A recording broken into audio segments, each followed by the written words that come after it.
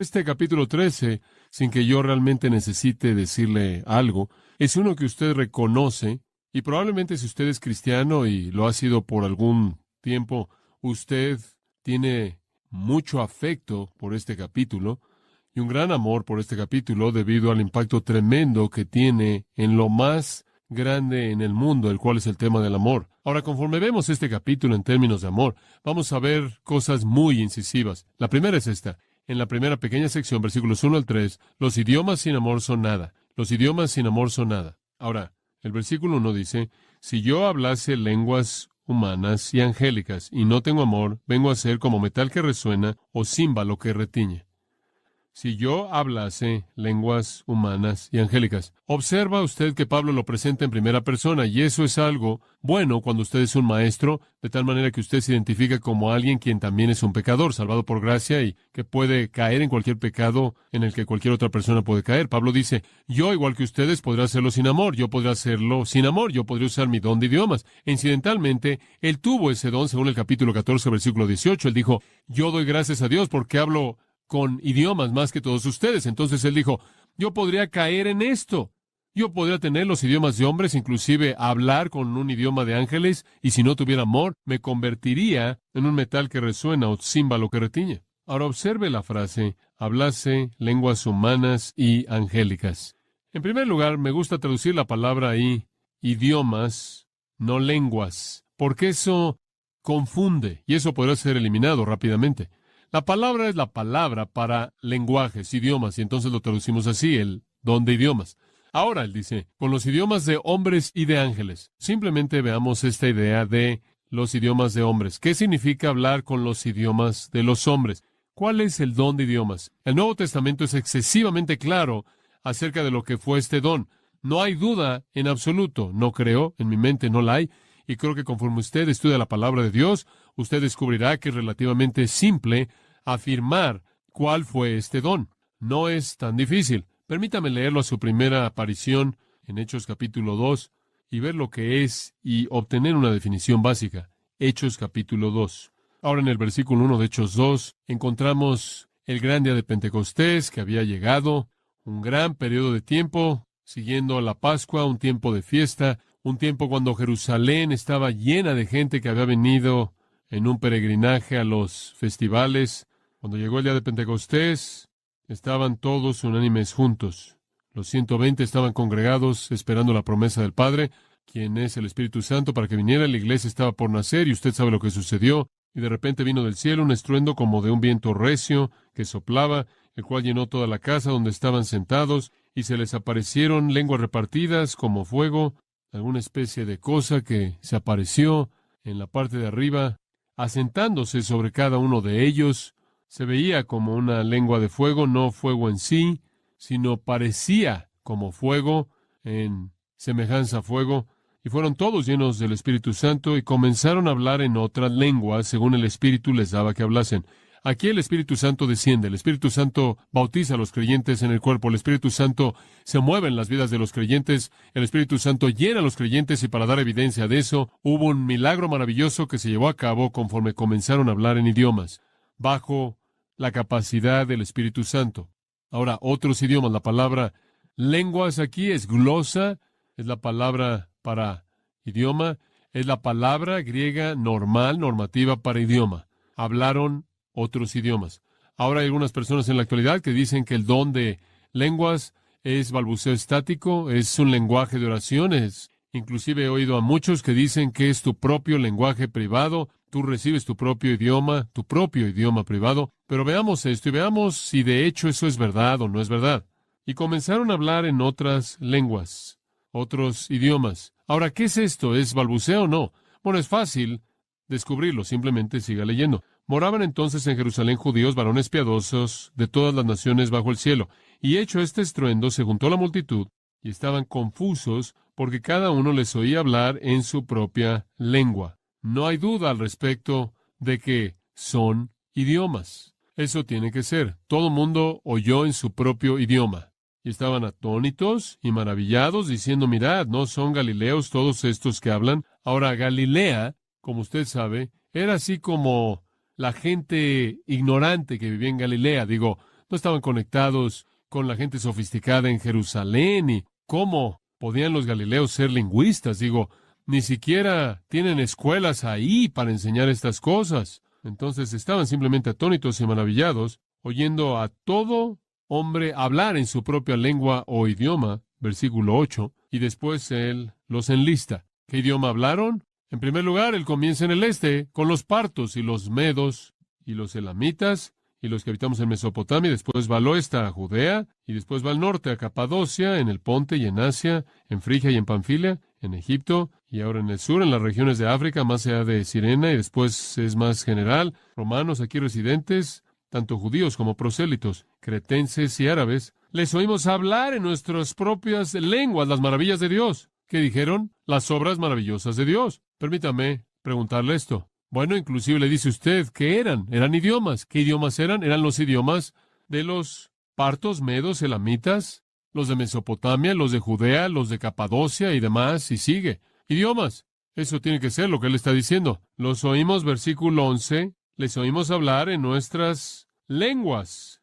¿Qué dijeron? Las maravillas de Dios. Permítame hacerle esta pregunta. ¿Cómo sabían que eran las maravillas de Dios si no hablaban en su idioma?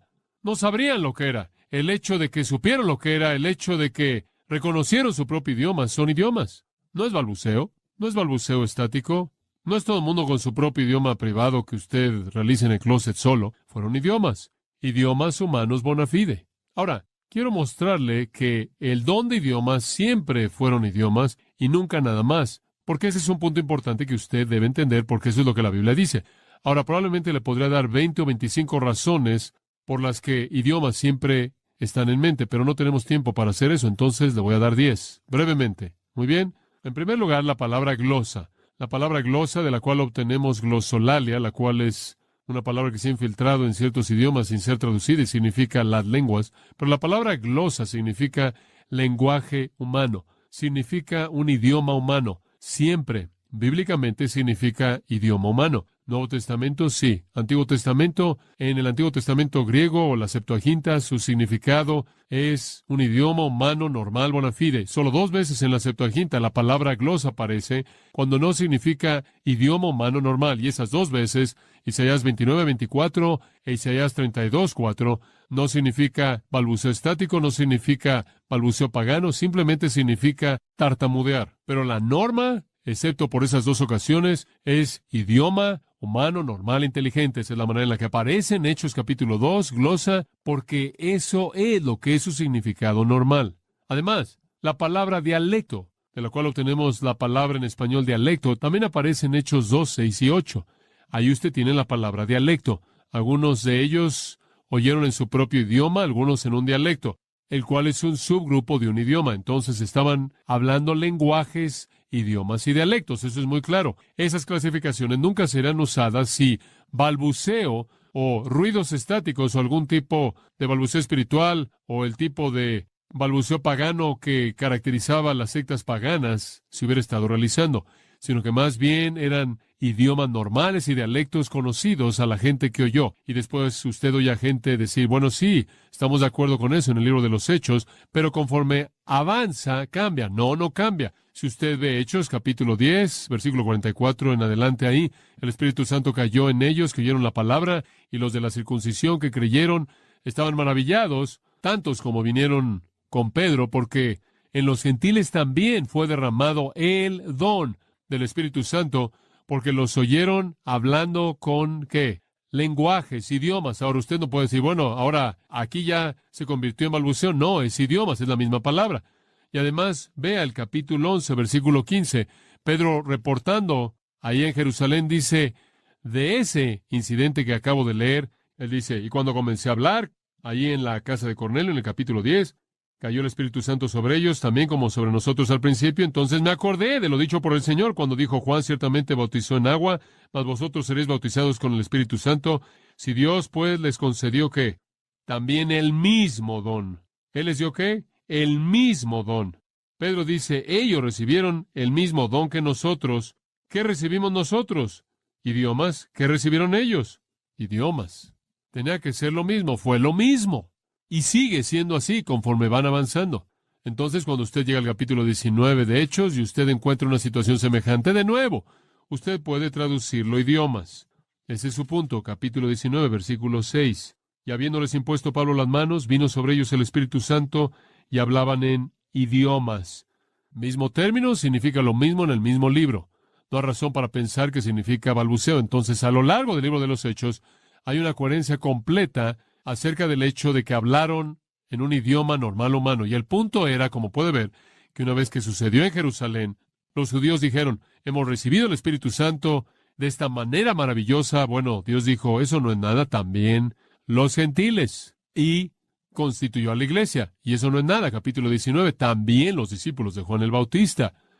Y el Señor está dando a todos los grupos la misma experiencia para fusionar a la iglesia entera en una unidad, y tiene que ser igual. Muy bien, permítame darle otra razón por la que creo que siempre son idiomas.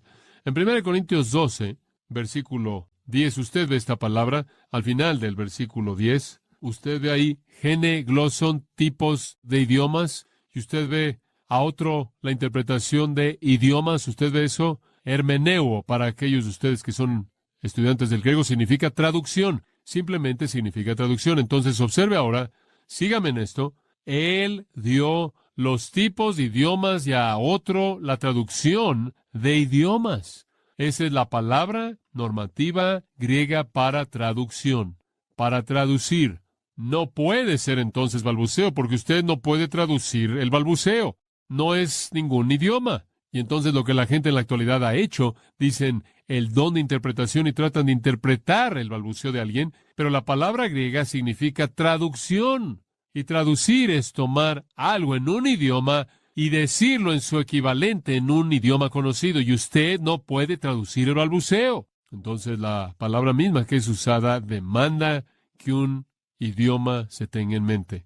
Además, la palabra en el capítulo 14, desconocida, la ve ahí, desconocida aquí, desconocido ahí. Está en el versículo 2 y sigue, desconocida, desconocida. Está en letras inclinadas en algunas versiones. ¿Sabe lo que eso significa? Eso significa que fue añadida por nuestros amigos en el comité de ciertas traducciones de la Biblia, con quienes no estamos endeudados por ese acto en particular, pero lo añadieron, pero no está en el original. Ahora quiero que observe también que en el capítulo 12, versículo 10, usted tiene tipos de idiomas, tipos de idiomas, tipos de idiomas. La palabra tipos es básicamente la palabra genus, lo cual significa familia o grupo, o raza o nación. Usted no puede decir que hay tipos y razas y clases y grupos y familias de balbuceo estático. No hay ninguna clasificación, pero hay familias de idiomas, ¿no es cierto? Y cualquiera de ustedes que conoce algo de lingüística sabe que hay familias de lenguajes, de idiomas. Hay idiomas nacionales, idiomas raciales, y entonces encaja, tiene que ser idioma. En el capítulo 14, versículo 21, otra razón por la que sabemos que son idiomas. En la ley está escrito, con hombres de otras lenguas y otros labios hablaré este pueblo, sin embargo no me oirán. Ahora Isaías predijo esto, Isaías 28, 11, 12. Isaías predijo que hombres de otros idiomas le hablarían a Israel. ¿Sabe usted quién cumplió eso? Los asirios. ¿Sabe usted qué hablaban? Asirio. Entonces la profecía tenía referencia a un idioma conocido, asirio, hablado por asirios. Y ese es el estándar como norma. Él dice, esto es lo que está pasando en la actualidad, y son idiomas legítimos. Es otro idioma siendo hablado a la gente. Y fue normativo que fuera un idioma debido a que su ejemplo fue un idioma real. Observe el versículo 7 del capítulo 14.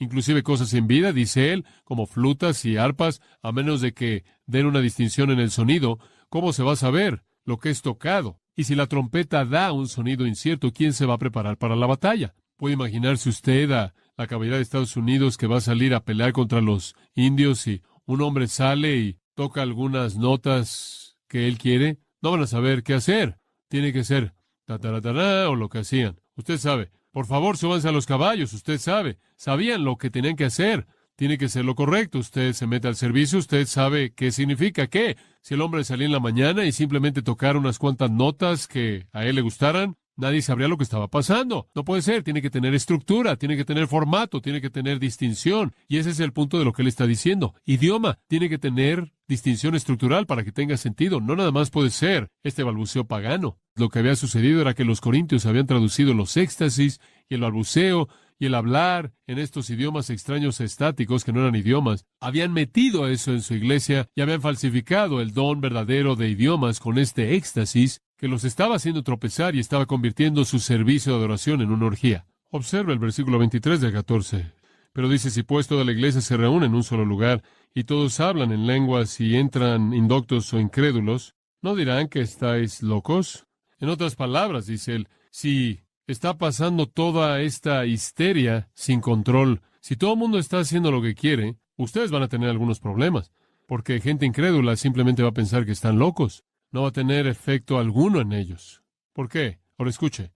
El elemento de asombro para los judíos no cristianos que asistían a sus servicios dependía del hecho de que lo que estaba siendo hablado era un idioma real y después estaba siendo traducido milagrosamente para que lo vieran como una señal de Dios. En otras palabras, la eficacia de la señal del idioma dependía de su diferencia del balbuceo estático al que estaban tan acostumbrados.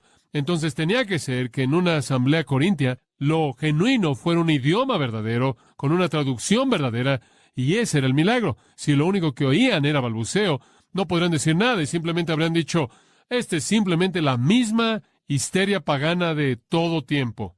Ahora esta es una capacidad dada por el Espíritu de hablar un idioma extranjero. Ahora usted sabe cuál fue el don y puede detenerme ahí en términos de definición. Ahora, cuando usted trae eso a la actualidad y usted toma eso como el formato para lo que el idioma es como un don, y usted presenta eso en la actualidad y evalúa lo que está pasando, usted tiene algunos problemas, porque como usted sabe, he estado leyendo libros en los últimos meses, y le dicen cómo obtener su propio idioma de oración, y usted puede tener uno que es totalmente diferente al resto de la gente. Si usted quiere, puede compartir el de alguien más cuando usted lo está aprendiendo al principio, hasta que usted desarrolle el propio. Y siguen, y siguen, y siguen, y es estático, y es balbuceo, y no tiene estructura, y no tiene gramática, y no es ningún idioma. Como puede ver, el problema es que simplemente no encaja, simplemente no encaja. William Samarin, un doctor en filosofía en lingüística y profesor de lingüística en la Universidad de Toronto, dice esto: durante un periodo de 5 años he participado en reuniones en Italia, Holanda, Jamaica, Canadá